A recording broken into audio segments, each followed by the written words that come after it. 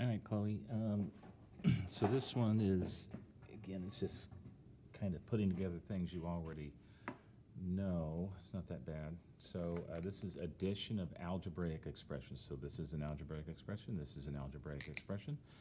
And you know, in order to add them, they have to have a common denominator. So we just need to make sure that we have a common denominator. So we have an x squared and x cubed. So x cubed is going to be common. They're both going to have x cubed. And then we have a y, but no y over here, but there has to be a y in the denominator. And then an m squared. There's no but it's m squared. M squared. Okay? And now we need to work out the numerator. So the numerator was a, but I had to change the denominator by multiplying an extra x and an m squared into it. So this is going to be ax m squared, right? Because if I multiplied another x and an m squared on the bottom, I had to do the same thing in the top. And this one, it was b, but it became x. It was x cubed, it became x cubed, so that's good. I had to multiply by a y because there was no y here. And then there was an m squared, so that's it. The common denominator is x cubed, y, m squared. And final then is ax m squared plus by all over the common denominator of x cubed, y, m squared. Okay, so you have to have a common denominator. It's just the tough part is finding that common denominator. Okay, and then this one is finding a common denominator for negative exponents. Right, so these are the exponents that things raised to a power. So what you need to do there is just make sure everything is positive. That's the first step. So instead of ax to the negative 1 plus y to the negative 1, remember, if it's to the negative 1, you just need to put it in, switch it from top to bottom. So this was negative 1, so I really just put the x to the 1 in the bottom, in the denominator, and then I'll add, and it was y to the negative 1, but if I go ahead and put it y to the 1 in the denominator, there it is. And you got to make sure it's 1 over that. So now I get to go ahead and make my common denominator. So I've gotten rid of all negative exponents by moving them. They were both in the numerator, so moving them both to the denominator. And now I can't just add something with x in the denominator and this one with y. They have to be common. And the common would be xy, right? And in order to make this one xy, I had to multiply by y, but that means I would multiply both top and bottom by y. So that becomes a y. And in order to make this one xy, I had to multiply by x, so I also have to multiply the numerator by x. So this becomes ay plus x. Okay?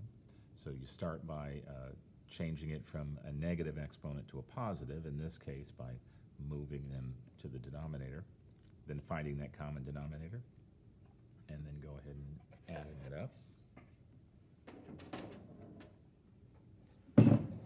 Oops.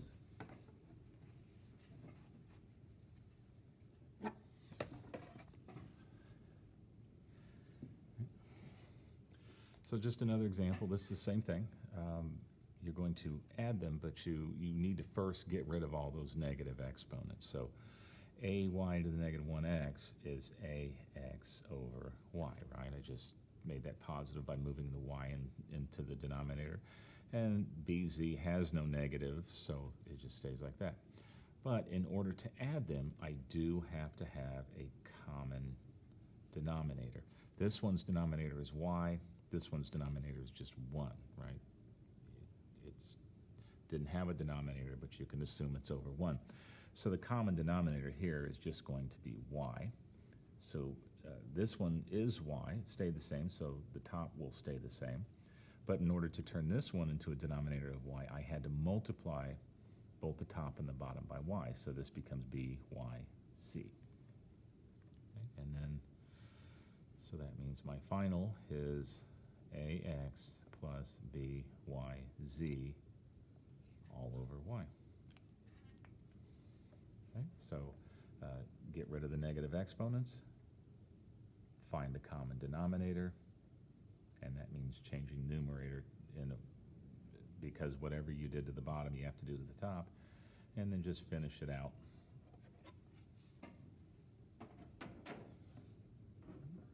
And one more, just an example. Okay. So the first step is to get rid of those negative exponents. So that a is in the numerator, it's going to be in the denominator, a squared. X is a positive exponent and y is a negative exponent. So I've just rewritten this by putting the a squared and the y in the denominator, plus a is positive, so it's going to stay in the numerator. Z to the -1 just becomes z to the 1 in the denominator. So now my common denominator, well, this is a squared y and z, so it's going to be a squared y z is the common denominator. A squared y z. And so in order to make this one into a squared y z, I had to multiply by z, which means the numerator must also be multiplied by z. And to make this one a squared y z, I had to multiply by a squared y, which means this also needs to be multiplied by a squared y in a times, so that just becomes a cubed. Okay, and then I can just rewrite it with my one common denominator. So that'd be xz plus a cubed y. All right, so a little bit of practice. It's you know how to change it from negative to positive by flipping it, whether it's top or bottom, and finding that common denominator, and then just finishing it out by rewriting it a little bit there. Okay, and so your homework on this is 57. Is practice A and B, and in the problems 2, 3, 4, 5, 10, 12, 14, 18, 19, and 20. If you have any problems, text me or email me or something, and I'll get back to you. Bye, sweetie.